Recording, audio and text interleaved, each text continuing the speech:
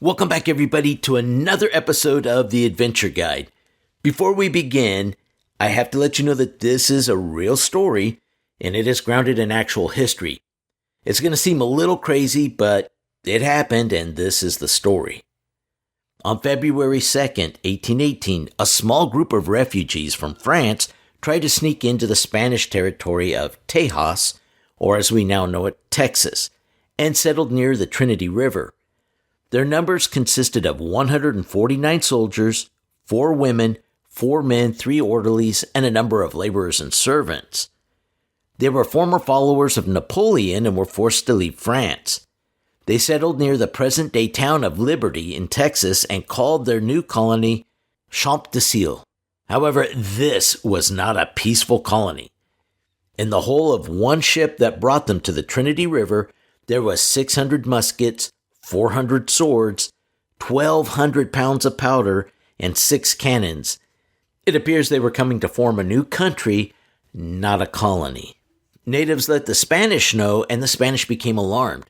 They sent word back to Mexico to raise funds for an army so that they could remove these French invaders.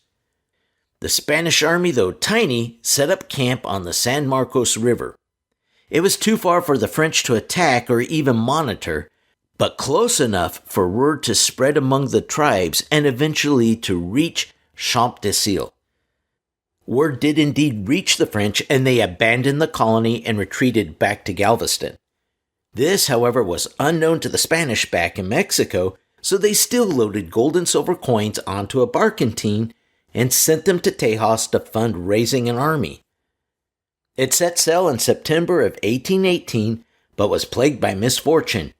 On September 12th, as the barquentine neared the Capano Bay, one of the most powerful hurricanes to ever strike Texas hit. This was no ordinary hurricane. It covered the island of Galveston with 4 feet of water, roaring, powerful winds accompanied by heavy downpours. The barquentine, the money, and the crew disappeared. It seems the caskets and chests of gold and silver were lost to the bottom of the bay or gulf. In 1816, Irishman Nicholas Fagin set sail to the New World with his family. They landed in New York and made their way down to New Orleans, and from there he made his way to join a new Irish colony on the Texas coast. He was given a land grant on the San Antonio River not too far from where it joined the Guadalupe River in Texas. On February 28th of 1829, Fagin and his family arrived in Capano Bay and made their 20-mile journey northeast to their land. They built a home out of rough-hewn logs. Then magically, a 2-story home built of lumber appears. Neighbors marveled where he found the lumber. It was impossible to exist, but there it stood. When questioned how he magically had lumber to build a home, boards, he openly told them of an even more unbelievable story, and it went like this. Upon one day in 1829, Fagin was exploring on his own land away from any river or any form of water, except a tiny trickling creek, if you could even call it that. There were cannibals in the area known as the Karanakawa, but they were fairly friendly these days and they only ate their enemies. Still, it had to be a little spooky wandering through the thickets on your land, knowing that you could bump into them at any time. He pushed his way through some thickets, then he came to this open field in the middle of all the brambles. He instantly froze and his jaw dropped, because right there sat something that simply could not exist. Stunned and confused, Fagin put every possibility to his mind and simply could not figure out what was going on. But right there in front of his face was a massive barquentine ship, 20 miles inland away from any water. No horse or ox team could have brought it there. Whatever the story was, there it sat. Fagin woke up from his disbelief and began to explore the ship. However, it was cleaned out. Someone had even chopped down the masts and took them. The rough chop marks to cut down the masts were from the Karanakawa cannibals.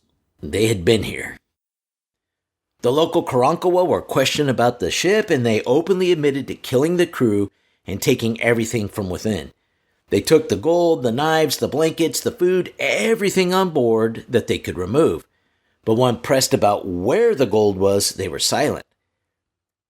Fagan completely disassembled the ship and hauled all the wood and iron back to build the mysterious 2-story home. Pieces of the ship were owned by the late Lucille Snyder, a descendant of Fagan, who passed away in 2014. Now, let's explain how this gigantic beast of a ship got 20 miles inland. It was the gold and silver-laden barquentine that was to fund the Spanish army. As the barquentine neared Capano Bay, the hurricane was already setting in with torrential rain and winds. The Spanish sailed full blast into Capano Bay. Instead of going straight, they were shoved slightly east by the winds and into the adjacent St. Charles Bay. Then, up a tiny creek that was now many feet deep, the howling winds kept the ship in place as the water began to recede. Eventually, the ship was marooned in the middle of a field 20 miles away from the ocean. Because of Fagan's discovery along this tiny trickling creek, it is now known as Barquentine Creek. So, I know we're all wondering what happened to the gold. Well, by luck, I talked to an old-timer at Goliad State Park. I'm not sure if he was volunteering there, but this guy knew the history of the area inside out. He told me there's actually still ruins along the coast of Capano Bay that were once used by the Spanish army and government, and even pirates had used it at some point. His father and him used to fish at the ruins, and I believe he said it was in the 1950s that a team of archaeologists excavated it. He didn't say much more about that, but he did tell me that a man had found a ship midland and that it was once filled with gold and silver. The old gent told me that the Spanish had built a small stone building near Mission Bay or Mission Lake and tried to get the gold back through overpriced trade. The cannibalistic Karanakawa had quite a bit of gold. Eventually, the Spanish tried to force them to reveal its location. Not only the Spanish, but the pirates on Galveston kept kidnapping women and children and holding them ransom. The Karanakawa hid the gold the only way they could, in the ground.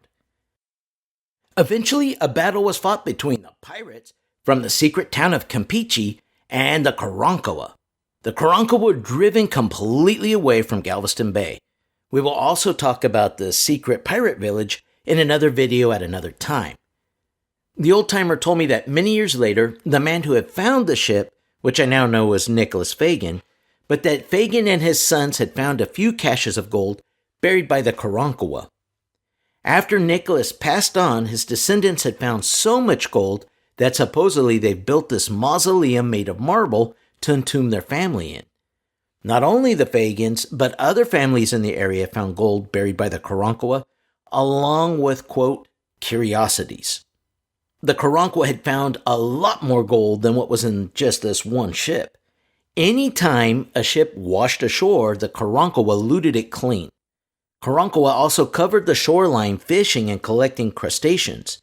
As they did so, they picked up a ton of gold from shipwrecks that was constantly washing ashore.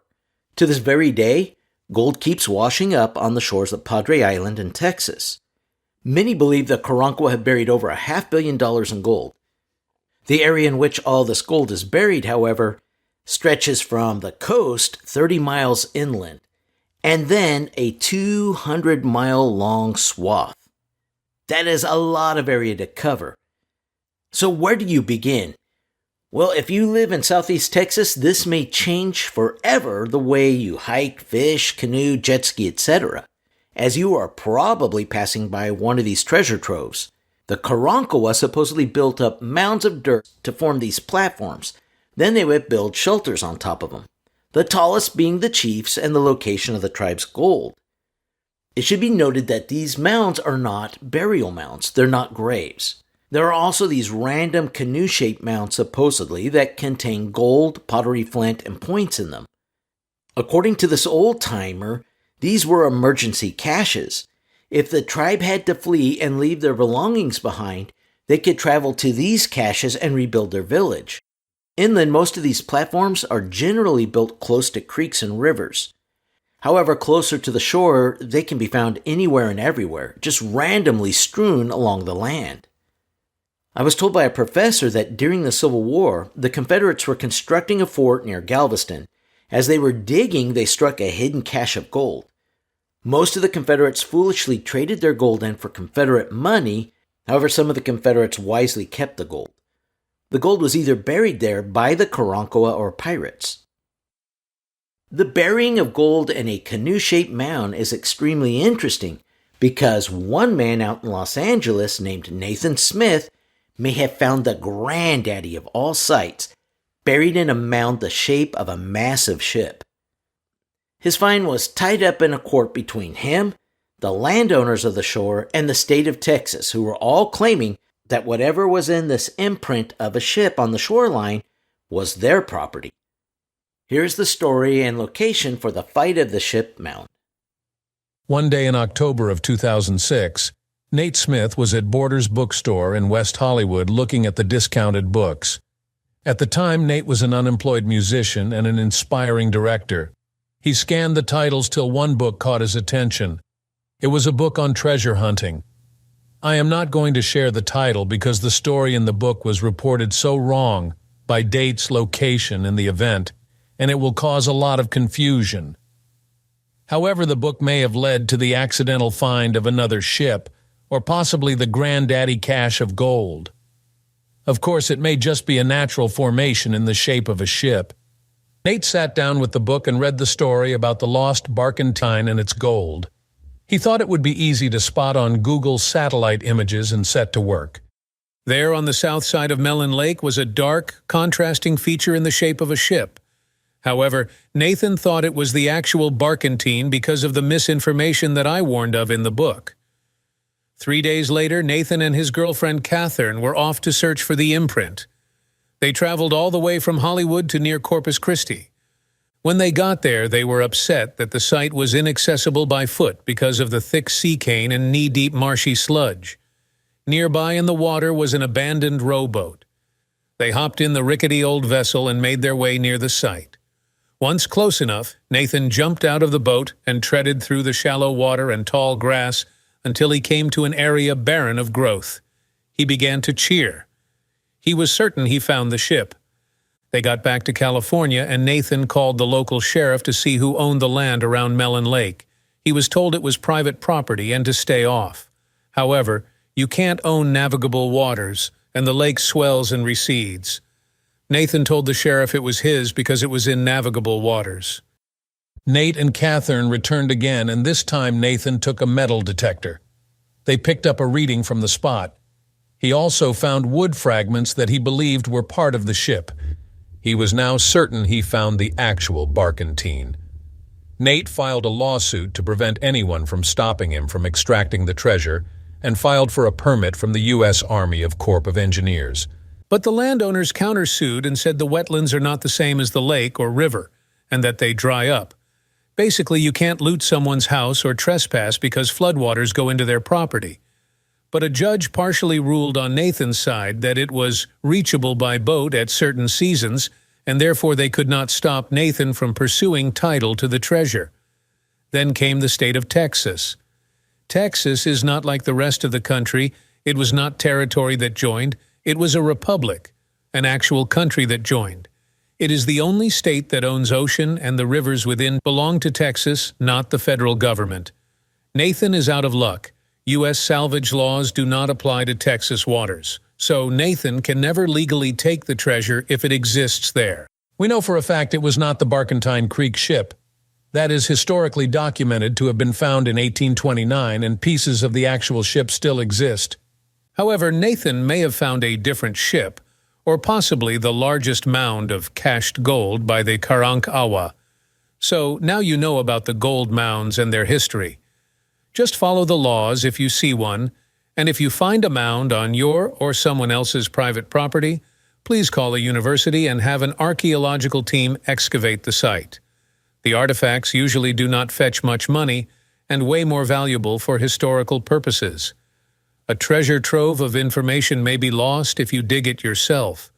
We can learn about trade, the alteration of diets, impact of culture, and more. You can demand the gold and artifacts as it is still your property. The rivers and creeks have altered course so much since those times that most of these mounds inland have been buried deep within the creeks and rivers. The best of luck to all you treasure hunters, and that is going to conclude this video. Make sure to hit the like button and subscribe so you can stay informed of other adventures, and until next time we're off on another adventure, God bless.